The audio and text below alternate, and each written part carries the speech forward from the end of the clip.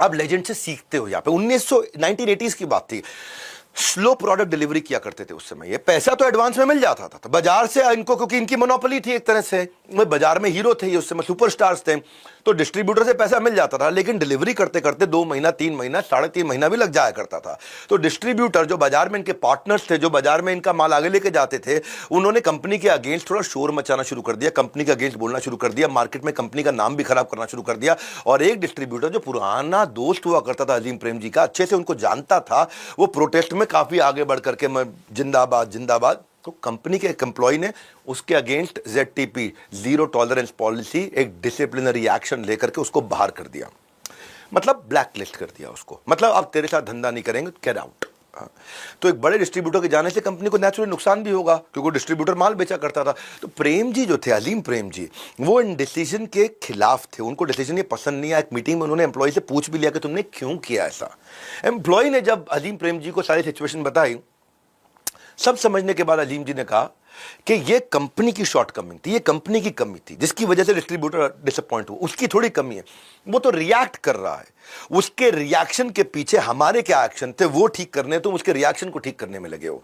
और ये कंपनी की गलती, इनकी एक अच्छी बात है, ये अपनी गलती तुरंत मान लेते हैं। उन्होंने अपने एम्प्लॉय को बताया कि मैं आपके डिसीजन से अग्री नहीं करता, लेकिन मैं आपके डिसीजन को उसके खिलाफ भी नहीं जाऊंगा, क्योंकि आपने डिसीजन ले लिया तो मैं आपका साथ भी निभाऊंगा, लेकिन चाहता हूं अगली बार आप सीख लो। आगे चल के एम्प्लॉय ने रियलाइज किया कि अजीम जी बिल्कुल ठीक कह रहे थे। बड़ा वही बनता है जो छोटों को साथ लेकर के चलता है। एम्प्लॉय ने जाकर के रीसेलर यानी कि उस डिस्ट्रीब्यूटर को वापस ऑन बोर्ड किया, अपनी गलती मानी, माफी मांगी। क्यों? क्योंकि लीडरशिप से आ रहा है ये।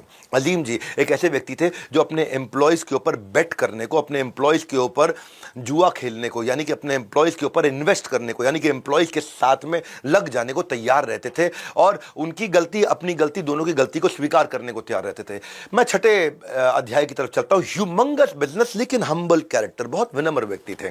विनम्रता कैसी? एंटरप्रेन्योर को थोड़ी सी सक्सेस मिलती सर पे चढ़ जाती है, एक्स्ट्रा वेगेंट लाइफ जीते हैं। अरे अब तो उसके बाद ये कितना खर्चा करना शुरू करते हैं, अब मेरे जिंदगी में ये सपना था, वो गाड़ी थी, वो बंगला था, वो मकान था, वो कपड़े थे, ये वो। अजीम Prem ji simple routine life जीना पसंद करते हैं। हाँ, कई साल तक वही फोर्ड एस्कॉर्ट गाड़ी चलाते रहे, जबकि उनकी एम्प्लॉयज जो थे वो मर्सिडीज लेके आया करते थे, बड़ी बड़ी गाड़ियां, लग्जरी गाड़ियों में आते थे। एस्कॉर्ट कार इनकी खराब हो गई, उस समय फोर्ड की गाड़ी थी भी नहीं अच्छी, खराब भी जल्दी हो जाती थी।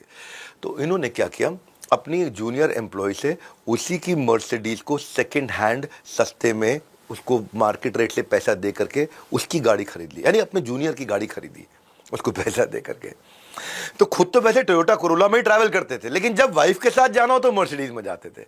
तो वाइफ के साथ जा रहा हूं तो फिर वाइफ को कंफर्ट देने के लिए मर्सिडीज, खुद टोयोटा कोरोला में घूम लेते थे। कभी 5 स्टार होटल नहीं रुकते थे, जहां जहां कंपनी का गेस्ट हाउस हो वहीं रुकेंगे। सभी एम्प्लॉयज की तरह कंपनी की कैंटीन में बैठ के एम्प्लॉयज के साथ में वहीं खाना खाएंगे। ऑफिस जाने से पहले केबिन्स की लाइट, अपने कम से कम केबिन की लाइट तो खुद जाते जाते आदत पड़ गई थी, बंद करके चले जाते थे। अपने ऑफिस में रूल बनाया था, कोई भी अगर फोटो कॉपी करोगे तो उसके बाद दोनों तरफ का कागज इस्तेमाल करना है, दोनों साइड का कागज इस्तेमाल करो। ये सस्टेनेबिलिटी के लिए इंपॉर्टेंट है, क्योंकि कागज अगर ज्यादा वेस्ट करोगे तो पेड़ कटेंगे। अपनी गलती को हाथ जोड़ के एक्सेप्ट करते थे।